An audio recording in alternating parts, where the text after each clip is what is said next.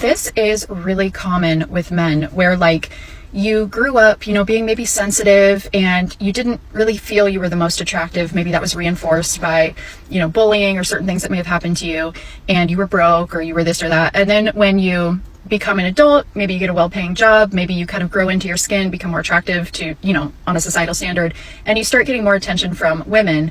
And it can be confusing because you're like, do you actually like me for me? Or is it just that I have money? Or is it just that I look better now? And it can be really hard to trust people's intentions.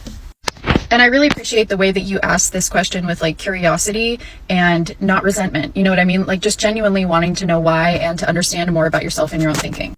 So one thing that is also true about our society being patriarchal is that internalized misogyny also lives inside of women. So when we have these societal patriarchal standards where men are supposed to be toxically masculine, always strong, never emotional, never weak, all these different things, that also affects how women view men. Which is why these dating bro coaches who, red pill and all that, it's actually going to have the opposite effect of what they're trying to do, because when you are teaching men to be more masculine, it is just reinforcing that bullshit in our society where, women only like men who are toxically masculine. And so any men who just want to be themselves and be sensitive and be sweet and be kind feel like they can't because women won't like that. And it's just this like awful cycle of people just not understanding themselves or each other. And just for the record, for any men watching this, these red pill guys, these dating coaches, these red pill guys, they are selling you on a gimmick. They are exploiting your vulnerability. What they are essentially doing is they are preying on men that they perceive as being weak or vulnerable. They will, anybody who wants to make money off your pain, essentially what they do is they find a pain point within you. So for a lot of these men, it's like loneliness and feelings of rejection. So they will find that pain point and then they will exploit it. So they will touch on that pain. They will validate that pain. They will say, doesn't it suck to be so lonely? Doesn't it suck to be rejected by women all the time? And then they'll say, okay, pay me money and I'm going to teach you how to never be rejected again. I'm going to teach you how to pick up as many women as you want. These pickup artists, all these things, they're exploiting you for your money, but they're not actually giving you anything successful in return. Like, if they teach you some pickup lines or how to pick up, drunk women at a bar or vulnerable women, that's actually not sustainable. And that's actually not going to make you feel good. It's not going to fix or cure your loneliness. It's actually going to continue the cycle and make it a lot worse, because even if it might work in the moment where maybe you can pick up a girl at a bar, that thing is not going to last. And you're going to end up feeling lonelier than ever with now you have all these toxic belief systems that you've been fed. And it's really harmful. And not only that, but they are exploiting you financially. And you don't deserve that.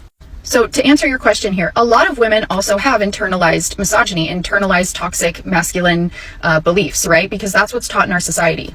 Another person wrote in the comments that they were just watching this video of this guy who was having a fucking meltdown and like screaming at a baseball game or something. And he looked in the comments and a bunch of women were being like, oh my God, that's so fucking hot.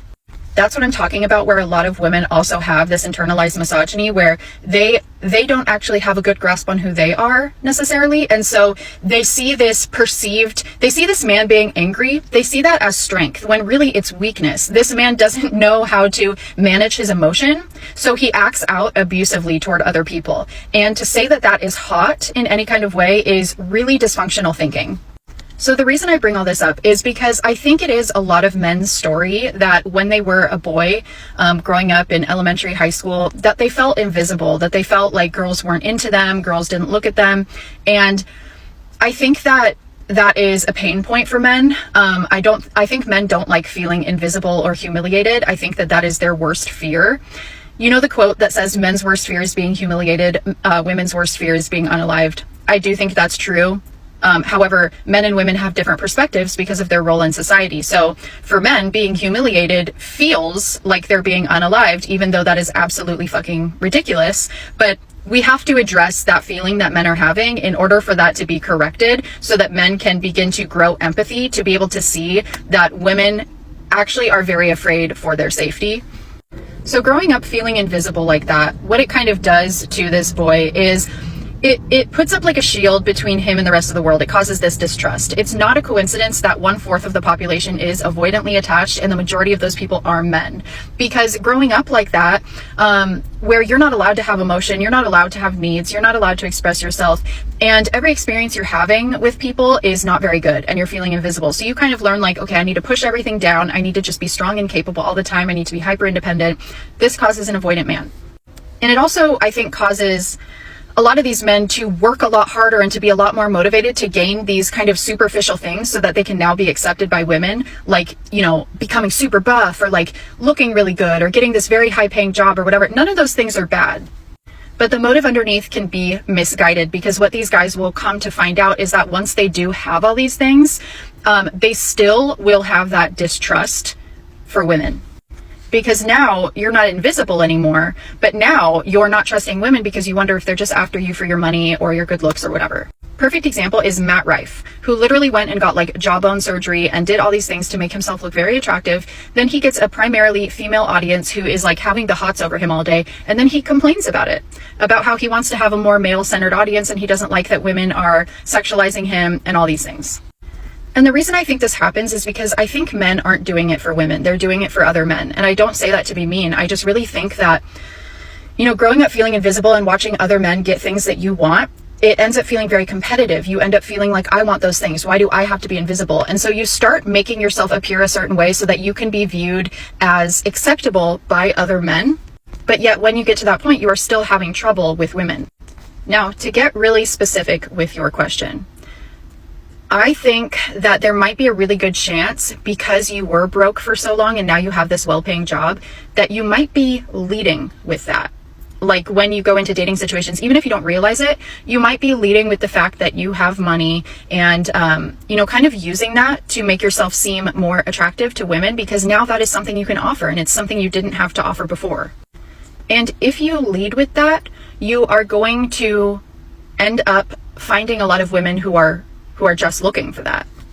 I think the best thing that you can do is to, you know, go into the dating world as your authentic self. You know, show up, you know, go on dates, be a gentleman, pay for the date, but don't mention anything about how much money you make, what kind of car you have, you know, anything about your lifestyle. You can tell this person like what your job is, but don't go into it too much about like, oh, I make all this money or anything like that. Just be real, be kind, be your authentic self.